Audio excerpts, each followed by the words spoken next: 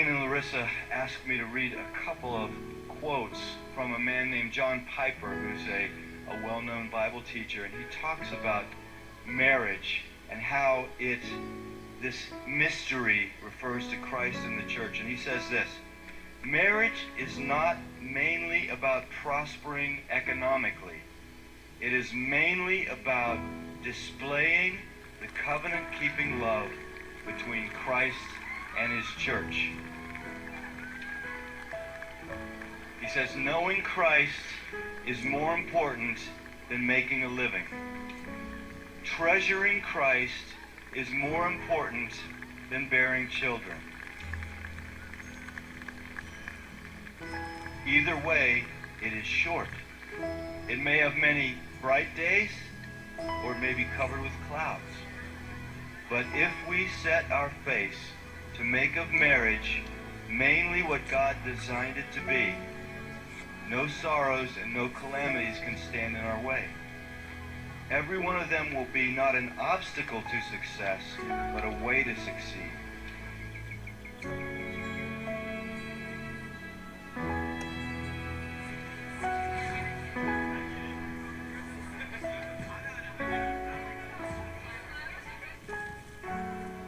The beauty of the covenant-keeping love between Christ and his church shines brightest when nothing but Christ can sustain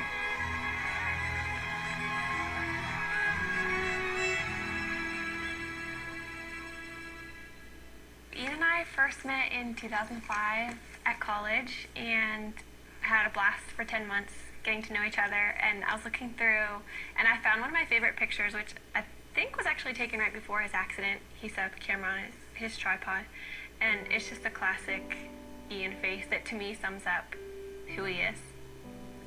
We'd been dating for 10 months and he was working an extra job for his dad, and he was on his way to work near Pittsburgh.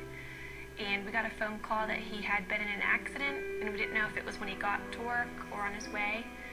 And so we got down to Pittsburgh, and I was just praying the whole time in the car that it wouldn't be his brain. After being at the hospital for a few hours, we found out that it was, and he had been in brain surgery for a few hours and had suffered a traumatic brain injury. God totally spared his life. One night he was failing 4 out of 5 brain activity tests, and the next morning he was doing well and his brain was starting to respond again.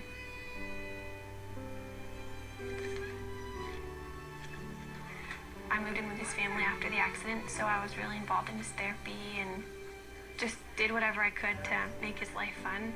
We'd go out on dates, and looking back, it's weird because he couldn't talk and he couldn't eat. So we probably looked like complete weirdos being on dates, but we had a blast, and I just talked to him all the time. I knew that before Ian's accident, he was very serious about marriage and was ring shopping, so I knew where he was, and that helped me so much. After he couldn't talk, I knew that he loved me, and I knew where he wanted the relationship to go because we were dating very intentionally. We just prayed that marriage would someday happen and watched all of our friends get married and start having families. That was challenging, but we just tried to hold out hope that that would be us someday.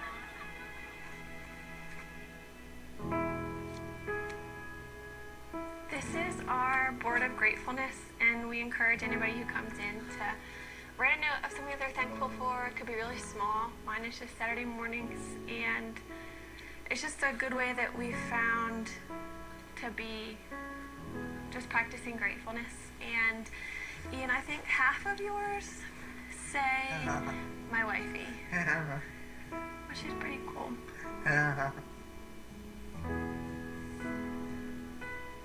We decided that we couldn't really consider marriage as an option until Ian was able to communicate. But if he could communicate with me, then we could have a marriage, knowing it would be really different.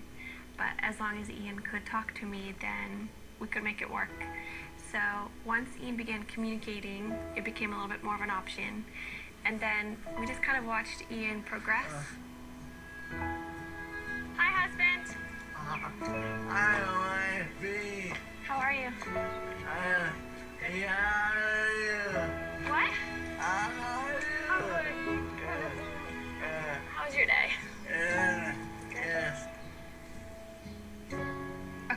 had with his dad, it was one of those conversations where I realized this could happen. Then that August, his dad was diagnosed with brain cancer. And at that point, his dad's biggest concern was Ian and I, and whether or not we were going to get married or step away from our relationship. He wanted us to make a decision to move our lives in some direction. He passed away before he was able to see us get engaged, but that was a huge impetus in why we started to pursue engagement.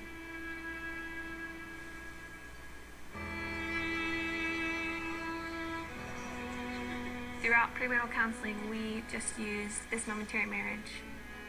It was so helpful because John Piper talked a lot about primary things and secondary things, which is really important for us because when we're walking out our marriage practically, Ian can't do the secondary things like working or making a meal for me. Everything that's primary, though, he can do, which is leading me spiritually. Ian always comes back to the foundational truths of who God is and kind of reels me back in from my emotions, and that's the most important thing. We have 2 friends that we're going through the book with. I think we've just been able to help them see that maybe the little things that they're excited for about marriage are worth being excited about, but they're not the end all and be all of their marriage.